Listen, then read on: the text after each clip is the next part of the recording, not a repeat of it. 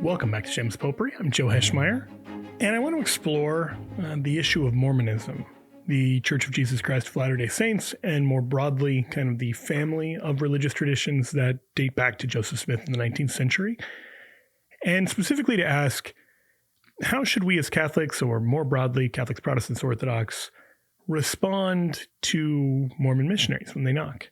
And I think this is an area where it's very tempting to respond in a way that's really unhelpful and really negative. Let me give you an example of what I mean. In 1 Peter 3, verse 15, when we talk about apologetics, we tend to look at this passage because it mentions apologia, defense. St. Peter tells us to always be prepared to make a defense to anyone who calls you to account for the hope that is in you. Yet do it with gentleness and reverence, and keep your conscience clear, so that when you are abused, those who revile your good behavior in Christ may be put to shame. Now, usually when we talk about it, we focus on that first part. Be prepared to make a defense. Be ready with apologetics. Give an apologia. And that's not wrong. I mean, that's literally my job. I'm an apologist. But that's a really incomplete understanding of what Christian apologetics ought to look like. And we know that from the context, because Peter goes on to talk about how we need to be able to give an account for the hope that is in you. So it's not just apologetics. It has to first be rooted in Christian hope. That people should be asking questions about the manner in which you're living. And then he gives us instructions to do this with gentleness and with reverence and to keep our conscience clear. And he says, when you are abused, in other words, you're not abusing other people, you're allowing yourself to be abused. That in those cases, those who revile your good behavior in Christ may be put to shame. Now, why do I mention that here in the context of Mormonism? Because Mormons, more than most other groups, are routinely the subject of public ridicule. You've got the Book of Mormon. You've got a lot of protests, usually about gay marriage and other things where Mormonism's kind of made fun of. You got the famous South Park episode. And so in all of these cases, there's sort of a temptation to just laugh at Mormonism. And I think that doesn't work for a few reasons. First, it's not really the Christian response. It's hard to look at what St. Peter talks about in terms of making a defense rooted in our hope, with gentleness and reverence, keeping our conscience clear, allowing ourselves to be abused rather than abusing others, having this good behavior in Christ, and look at that and say, yeah, I think he's telling us to just mock and scorn and ridicule other people for their beliefs. No, of course not. That Christian apologetics needs to be rooted in respect. Now, that respect does not mean that we accept falsehood as true, but it does mean that we're approaching other human beings made in the image of God with gentleness and respect.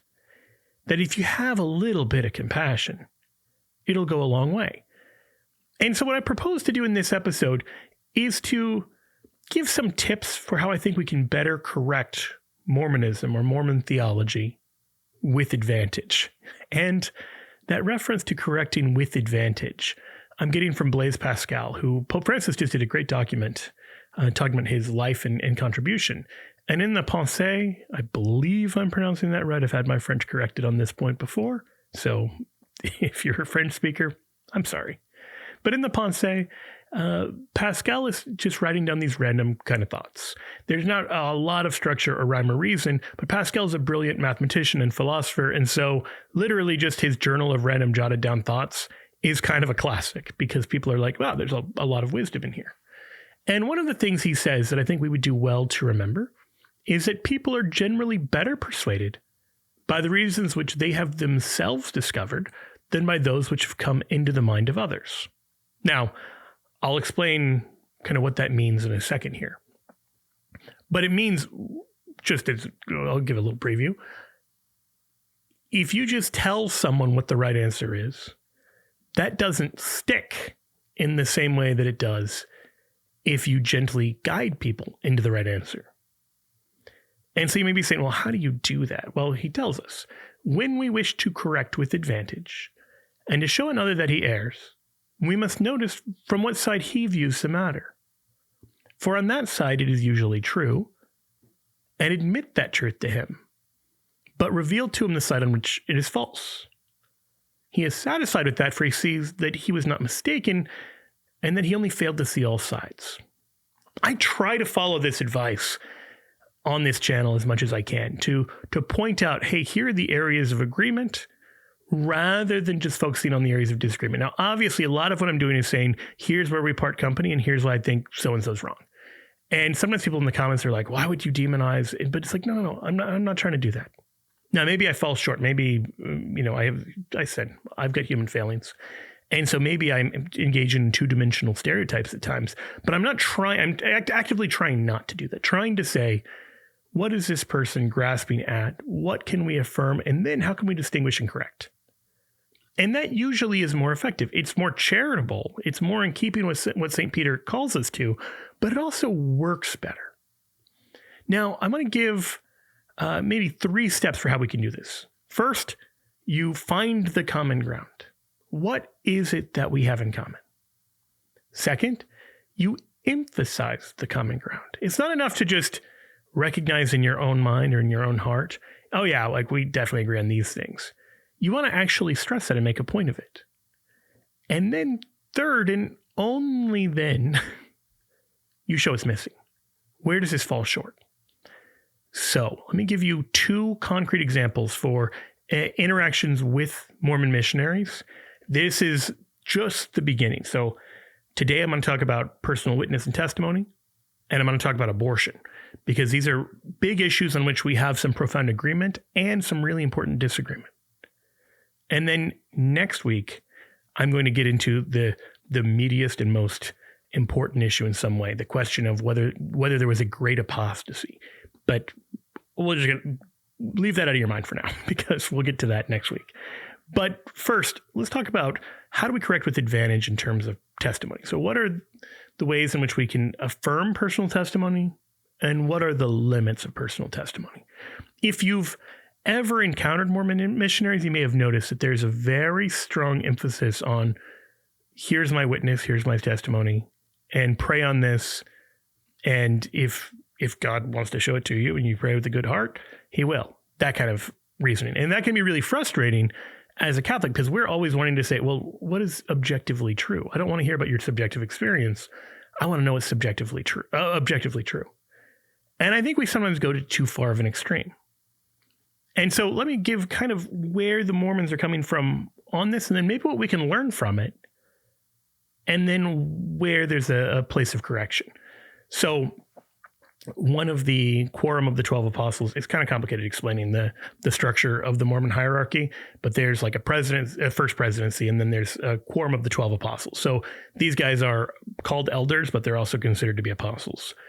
And he wrote a piece called The Power of a Personal Testimony, in which he says, a testimony is a most precious possession because it is not acquired by logic or reason alone. It cannot be purchased with earthly possessions, and it cannot be given as a present or inherited from our ancestors. We cannot depend on the testimonies of other people. We need to know for ourselves. President Gordon B. Hinckley said, every Latter-day Saint has a responsibility to know for himself or herself with a certainty beyond doubt that Jesus is the resurrected living Son of the living God. And I think all of that is true. I think that is a good reminder for us as Catholics. At some point, the faith needs to be a personal, lived experience for you. It's not enough for it simply to be an objectively true set of propositions. It has to actually be this transformative thing where you know in your heart these things are true. Now, we might hesitate a little bit because of this language about not by logic or reason alone. But as long as you notice that the word alone there is playing an important role, then we can even agree with this. We don't want to divorce testimony from logic and reason. If your testimony is illogical or unreasonable, if it contradicts everything we know, if you say God revealed to me triangles have 4 sides, well, I don't believe you. I mean, maybe you're telling the truth that this is what you think God did, but the God who made truth didn't suddenly contradict truth. Nevertheless, there's a real sense in which testimony isn't reducible to logic and reason. And what's more, this is something that is tremendously important in the modern world. If I go around telling everyone, hey, everyone should be Catholic, which, by the way, is what I believe, there's a certain subset of the population that will just immediately close their hearts, close their minds, and refuse to listen to anything else because that reads as intolerant. Now, logically, it shouldn't. If I say 2 + 2 is 4 and everyone should believe that, I'm not being intolerant. I'm just believing in truth. And so in that sense, we should be intolerant of error. We should tolerate true things. Now, we should also tolerate people who may believe false things. But the point of tolerance isn't, let's allow 2 + 2 to be 4 or 5, depending on who says it. No, that's an abuse of tolerance. That's an abuse of subjectivity. So, with all of that in mind, I still want to stress that as Catholics, we need to take seriously the role of personal testimony. Pope Francis has said the same thing. He says the transmission of faith, on the other hand, often lacks the passion of a lived history. To hand on the faith is not just to say things, blah, blah, blah. No, it is to speak about the experience of faith. And so how can it draw people to choose love forever? Fidelity to the given word, perseverance and dedication, compassion for wounded and disheartened faces. Of course, the stories of life must be transformed into testimony, and the testimony must be faithful. Now, this is very much the idea of what the apostles are doing. They're not just saying, here's some true facts about Jesus. They're witnessing to what they've seen, what they've experienced. They share personal testimony. Now, it's not reducible to that, but this is part of what they're doing. John famously, in the beginning of his gospel, talks about his own experience of coming to follow Jesus. And he mentions, almost as this little detail, that it was about 4 p.m. And I love that detail because it shows how personal this is. There doesn't seem to be any symbolic significance to it being 4. It's not, oh, this is a great hour of prayer. That would be 3 or 6. No, it's just, this is about when it happened in the afternoon. He still remembers decades later as he's writing the gospel. That afternoon, encountering Jesus and being invited to follow him. And there's something tremendously beautiful about that, and something that really breaks through even in the modern world. Now, I mentioned a moment ago that there's a certain subset of the population that hears claims about objective truth, or hears that everyone should be Catholic, or fill in the blank, and they hear that's intolerant. That same subset of people is often deeply moved by personal stories and witnesses and, biographical kind of accounts. They want to hear about the subjective. They don't want to hear about the objective. Now, those people are wrong to reject objective truth. But one way you can reach them is by sharing how God has impacted your life. These are the stories of faith that Pope Francis talks about. And it's significant, this role of story. Jesus routinely, with the crowds, uses story. He uses parable. And that's something we need to take very seriously. How are we using stories in the proclamation of truth? Or are we reducing the faith to a set of propositions? The faith is not a set of propositions. The faith is a relationship with the living God. It's much bigger than propositions. Now, to be sure, propositions are included in that, right? Like, one of the ways my relationship with my wife is kind of demarcated is we're legally married. We're sacramentally united. We have children. If we didn't know those things, we would have a distorted view of our relationship. Well, likewise, theology gives us a clearer view of the relationship, but theology is no substitute for the relationship itself. Hopefully that makes sense, but this is something that I think we want to say Mormons are right to see this. They're right to stress this, and particularly at the moment we're in the modern world, which is so relativistic, which is so despairing of the idea of objective truth, that it's probably more important now than at many points in history to really reclaim this. So that's the first 2 parts. We want to identify the common ground, really claim and stress the common ground. But now let's talk about the room for correction, right? What if our subjective experience contradicts objective reality? Again, remember the apostle who talked about the power of personal testimony, the LDS apostle. And he says it's not acquired by logic or reason alone. But then the question is, okay, well, can it contradict logic or reason? And this is a point that is a really fruitful area of conversation with Mormon missionaries. Can your personal witness trump objective facts? And I don't know how the missionary is going to answer that question. You have to kind of talk about that with them. But this is a kind of point to stress. Now, this point is not just true of Mormons, but anyone who's living by personal testimony or personal, I believe in my heart God wants me to do X. That notion of the really subjectivized faith, we talked about this a week ago with Protestants, and the nature of kind of the idea of a self-attesting canon, John Calvin's belief that God would just tell every Christian which books belonged in the Bible. Well, can you contradict objective reality on the basis of this personal experience of, I think God is calling me to this? And now there are a few things to point out here. Number one, there are a lot of people in a lot of different religious traditions who think God has led them into those different places. Does God contradict himself?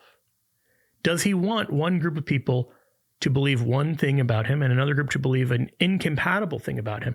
Is he tricking people? Is he lying to people or purposely leading people into deception?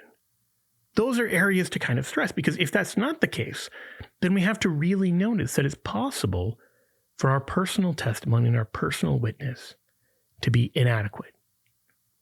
So in other words, a personal witness is a really vital part of faith, but it can't just be that. In the same way that you might be totally convinced the girl you met in high school is the girl of your dreams and you're going to be married forever, and maybe 10 other guys are convinced of the same thing. Well, at least 9 of you are wrong. I'll go on a limb and say probably 10 of you are wrong. When you have those kind of incompatible truth claims, at least all but one of you is wrong. By definition, right? That's just the nature of truth. Truth can't contradict truth. These are important, rudimentary, kind of fundamental things, but I think they're worth digging into and stressing to say, it's great that you have a personal witness. I mean that. It is great that you have a personal witness. It's great. When we're talking about Mormon missionaries, we're often talking about 18, 19-year-old, 20-year-old guys. 80% of them are male. And they're usually just embarking into the adult world, and they're trying to understand God better and bring what they understand the truth about God to be to other people.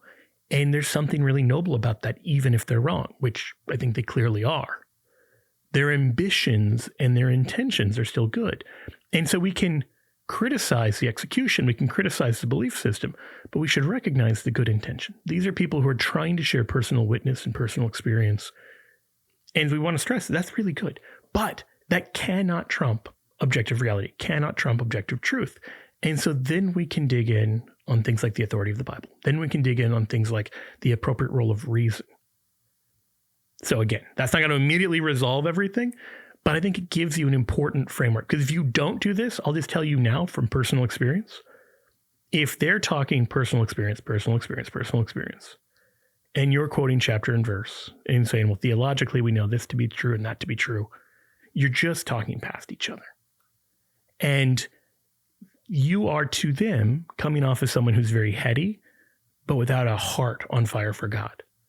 They need to see that you actually do have a heart on fire for God, and then see your theology makes a lot more sense. That's much more likely to get you somewhere. That's the first area that I want to talk about this. The second one is on abortion. Now, on abortion, I actually want to say this thing I'm talking about correcting with advantage, this is not just true with Mormons. I'll give an example from personal experience. And I've maybe given this example before, in which case, sorry, I guess. I was doing some evangelization on campus at a public college, or, not a religious college. And I was speaking to a young woman who was from a Catholic family, but was no longer going to Mass. And when we were talking about it, she said one of the reasons was she disagreed with the church on abortion. And she said, look, I wouldn't be okay with abortion in most cases, but I think it should be legal in cases of rape and incest in life of the mother, whatever the examples that she gave. She was expecting me to immediately jump into our disagreement. And I didn't. I said, so why are you against abortion in those other cases? And the question caught her off guard enough that she actually started to answer the question she thought I was going to ask. And then kind of, I think, realized oh, that's not what he asked at all. He asked the opposite.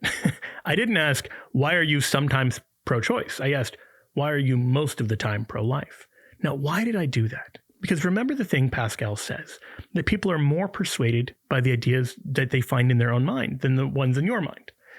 And so, rather than telling her, here's why I'm pro-life, I was trying to help her see, well, I'm actually pro-life in most of these cases because I believe the unborn is alive. I believe this is a real human child.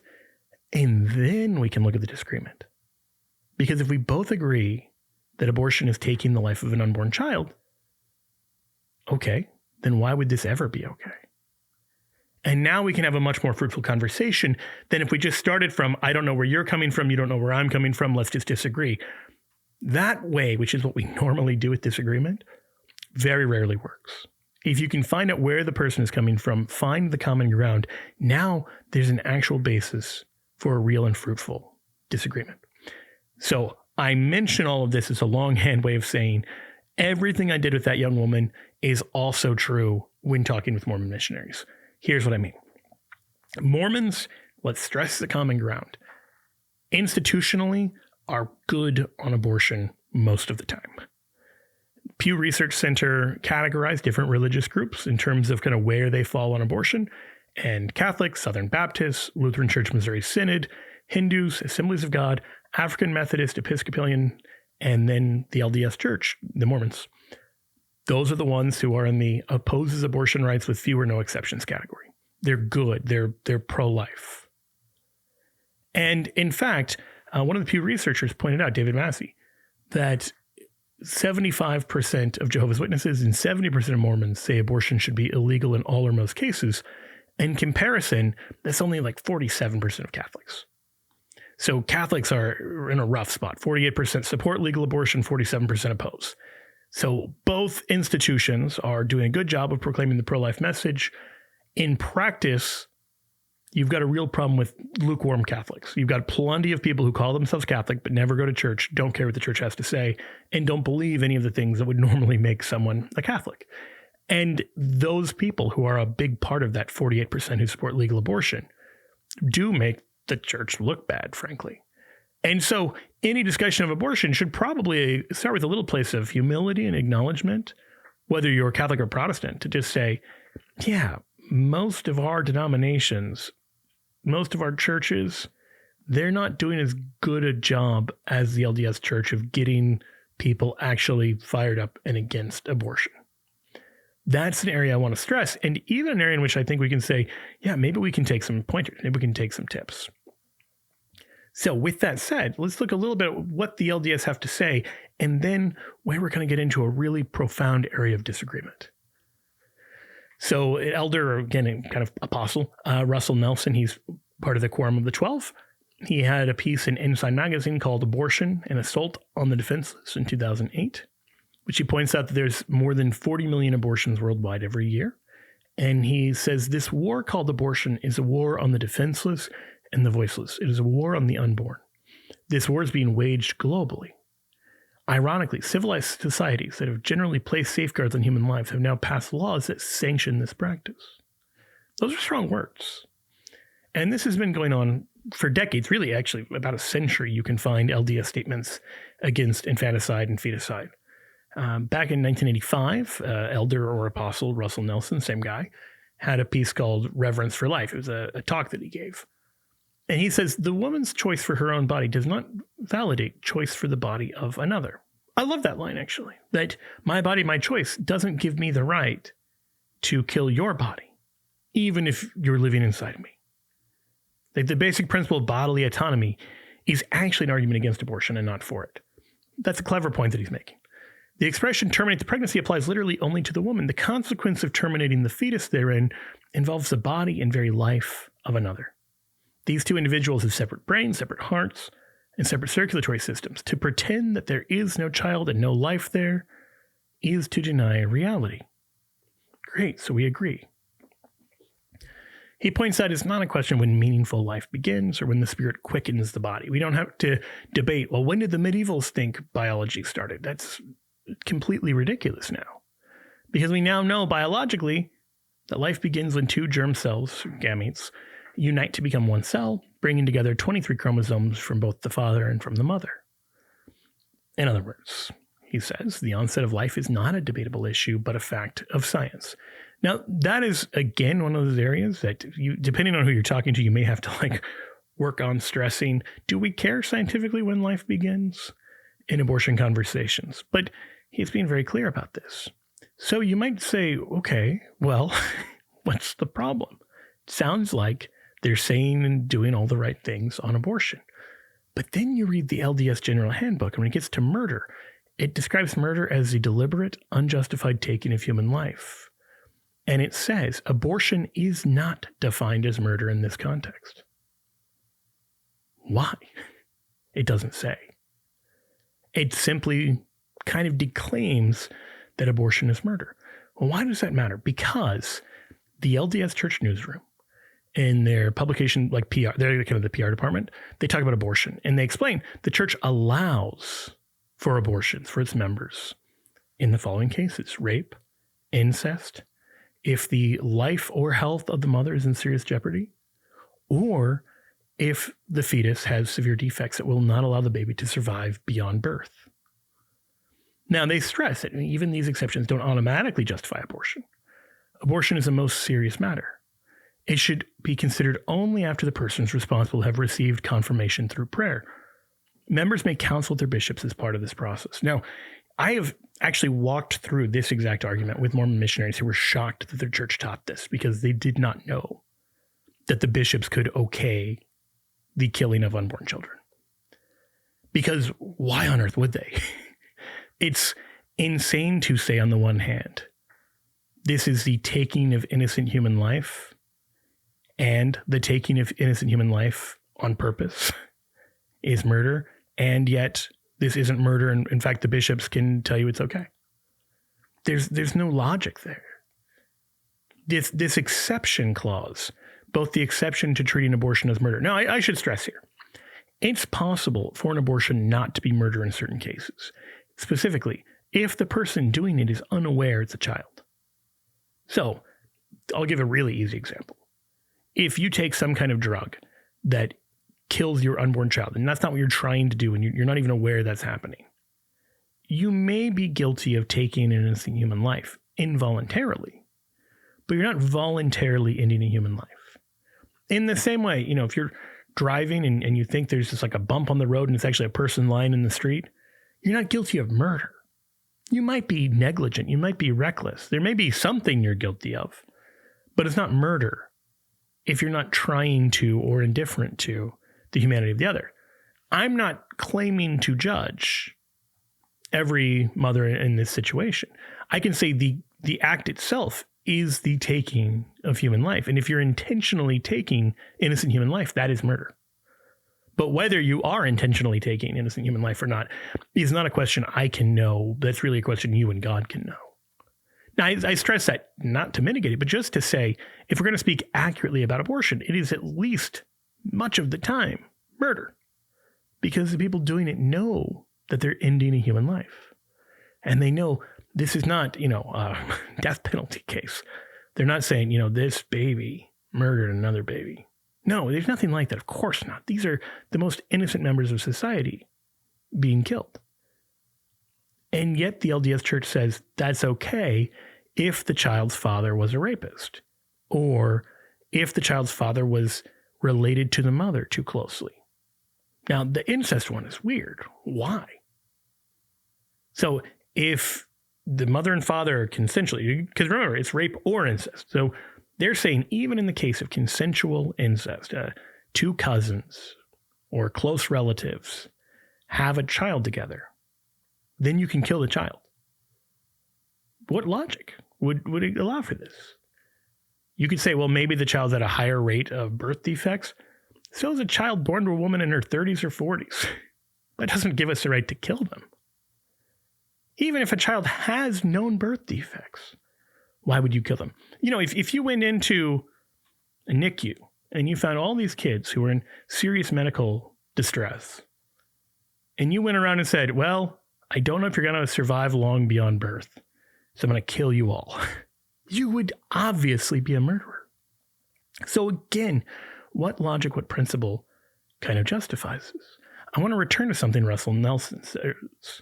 He says, Scripture declares that the life of the flesh is in the blood. Abortion sheds that innocent blood. And so the question I have for Mormon missionaries is always like, okay, why is it okay for your church to intentionally shed innocent blood then? And it's always an awkward conversation from there, but I think a really important conversation to really have and to press into. So again, I'm not going to claim either of these are total silver bullets. If you just say these things, the person will become, Christian, will become Catholic, Protestant, whatever. No, I'm not saying that.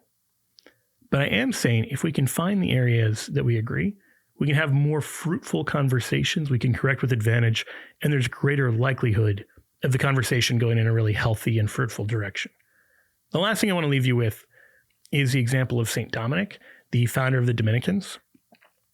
He is from Spain, but he was traveling with his bishop into southern France at a time when a lot of southern France was in the kind of grip of the Cathar Albigensian heresy. And Catharism, Albigensianism, it's a crazy heresy. I hope I'm not offending all of the Albigensian viewers, but it's wild. It doesn't make a lot of sense theologically, and it's a bad theology. And so you might be saying, like, why were people drawn to that? And that's exactly the right question. Because you need to figure out what is attractive about this if you ever hope to correct it. And what Dominic discovered is that the Albigensian preachers were better preachers than the ordinary Catholic priests in Spain. And they were living simpler lifestyles. If you have a priest who's complacent and living high on the hog, people are not inspired or drawn to that, especially if he's a bad preacher. And if you have a radical out there in the streets proclaiming this bold new idea and he's totally convinced of it, even if he's totally wrong, and he's living this radical poverty where he's not trying to gain anything from it, there's something incredibly attractive about that. And what did St. Dominic do? He did not say, well, we need to write a bunch of stuff about why the Albigensians are wrong to live in poverty or why they're wrong to be good preachers. None of that, because he recognized this is all really good. So what did he do? He went back and he founded the Order of Preachers, now known as the Dominicans. And the point of it, as you can tell from the title, is to preach. But they were a mendicant order. They still are a mendicant order, meaning that they were to live on the alms of others. They were to be a beggar order that was also a preaching order. Now, it's possible over the centuries to get complacent in that, but notice what Dominic was doing there. He was finding the areas of agreement, and then he was doing those things even better than the Albigensians did. Oh, you've got apostolic poverty? You've got preaching? We'll have even better versions of the same. And why? In service of the one true God and the one true church. In service of the truth and out of love of neighbor. Like, there's two temptations we can fall into that are kind of extremes on opposite sides. One is to only see what heretics get wrong. To only see the areas of disagreement. To only see the heresy. And if you do that, you'll never understand it. Because you'll never see what attracts people to it in the first place. Because what attracts them is probably not the wrong stuff. What attracts them is probably something that is comforting or attractive in some way. So what is it? And so don't just take the simplistic, two-dimensional, cheap version. Try to really understand it. On the other extreme, in the modern age, there's sometimes a view that let's just celebrate our similarities and that's it. But Dominic's not doing that. He's going and preaching against the Albigensians. And so that's my counsel for anyone faced with Mormon missionaries. First, don't just slam the door in their faith. Let them in. When I was living in D.C., I had two friends who lived very close to the regional headquarters of like the Mormons in the D.C. area, or Northern Virginia area, actually. And they regularly have dinner with them and say, if you ever need to use the internet to email your family or anything like that, feel free. And trying to be as accommodating as possible to these people who are doing this kind of radical thing. And they would go and play basketball with them. And they do all of this stuff. They were not pretending that they were about to become Mormon or anything like that. They would regularly say, here's where we agree, here's where we disagree. And it was really effective. And two of the Mormon missionaries came with us to Mass. And just to kind of experience it, see what it was like. And I think it left an impression. I have no idea what God's going to do with that. But in those cases, it works a lot better than just slamming the door. Now, I say all of this to say, it's really easy to feel overwhelmed. to say, I don't have all the answers, and that's okay. I'm hopefully giving you a couple of things you can work with here. Remember, to sum up, number one, personal testimony can't contradict truth, objective truth, which we know from both faith and reason. And number two, that abortion, if it's the intentional taking of human life, can't be justified by an LDS bishop, because that makes them complicit in murder. Those 2 points hopefully aren't too hard to grasp, and you can kind of just have the conversation however you want to have it. But it's not, in other words, a question of having all of the answers. It's a question of seeing the other person, treating them lovingly, and then gently, reverently explaining the hope that you have within you. So I think I can say on behalf of both of St. Peter and Saint Dominic, there are better ways that we can respond to Mormon missionaries than treating them scornfully and dismissively. For Shameless Popery, I'm Joe Heschmeyer. God bless you. Thank you for listening to Shameless Popery, a production of the Catholic Answers Podcast Network. Find more great shows by visiting CatholicAnswersPodcast.com or search Catholic Answers wherever you listen to podcasts.